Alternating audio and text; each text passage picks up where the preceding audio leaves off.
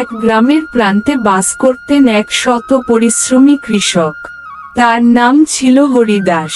তার নিজের সামান্য একটা জমি ছিল, যেখানে সে ধান চাষ করত। ভোরবেলা সূর্য ওঠার আগেই তিনি মাঠে চলে যেতেন, আর সূর্য ডোবার পর বাড়ি ফিরতেন।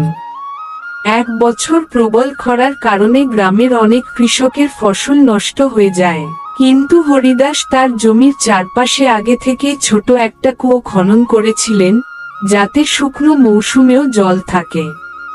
সেই পানি দিয়ে তিনি তার ধান ক্ষেত বাঁচাতে পেরেছিলেন। ঋতু শেষে যখন সবাই ক্ষতিগ্রস্ত, তখন হরিদাসের ফসল উঠল ঘরে।